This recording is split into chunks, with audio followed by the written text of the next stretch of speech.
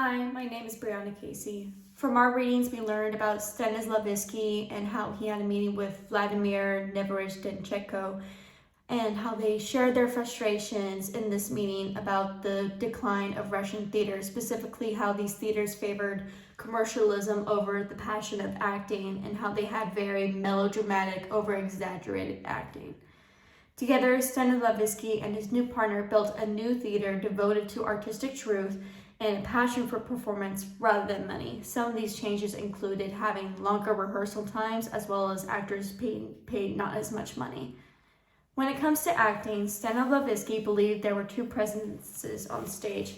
There was the actor and then there was the character. They were two separate beings, they were not the same. Although the character would use the actor to tell the story, they could not become one being. They had to be two individual pieces. It was the actor's job to bring them together. There are three parts of the actor that Stanislavski used for the pillars of his inner landscape. There is the mind, the will, and the emotion. So long as the actor's mind, the will, and emotion are engaged, he will be able to come alive on stage and therefore bring his character to life on stage as well. One acting method I would like to mention is the use of imagination. Some may consider imagination to be childish, but I believe that imagination is actually very helpful for actors. To be art, you have to build the circumstances and feelings through your imagination, and with the creation of these things, you are pushed to act. You are pushed to act. Bristoff explains that if an actor is on stage and he is doing nothing, then something is terribly wrong. However, if an actor is on stage and they're doing something, but there is no purpose to the thing he is doing, that is also wrong. Stanislavski explains acting is doing, but doing with a purpose. To help the reader gain a better understanding of this, we are led through an acting exercise where our apartment is on fire and we have to picture our wife and child is inside. We use our imagination to put ourselves in the scene, feeling our rising panic and adrenaline as we try to kick down the door and call out for help. When we try to kick down the door and nothing happens, we try to find an axe, which we then use to get through the door, and then find an fire extinguisher as well to put out the fire. By focusing on the scene, we didn't worry about what to do with our hands or how to stand, we simply acted. By having an action like save the family, we lose any self-awareness of ourselves.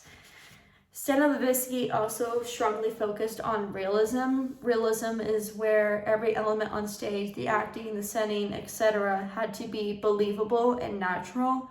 This acting method required actors to live their roles, not perform them. This meant no exaggerated gestures. Actors must put emphasis on everyday behavior and having genuine emotion on stage. Specifically, I want to talk about psychological realism or artistic realism, as some people may refer to it as. Artistic realism focused not just on external truth, like how things look or appear, they also focused on the things that you can't visually see. It focused on inner truth, specifically what the characters were thinking, what the characters were feeling, what were they experiencing in the scene. For the production process, I would like to mention how Chekhov's plays like The Seagull and The Three Sisters were key turning points for the Moscow Art Theater, because these plays lacked strong plots or dramatic action. Instead, they focused on the atmosphere, the tone, and the inner conflict.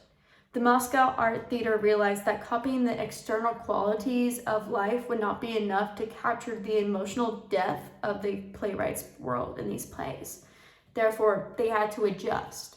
They selected and simplified the details. Not every realistic object or movement was needed, only those that revealed the psychological atmosphere.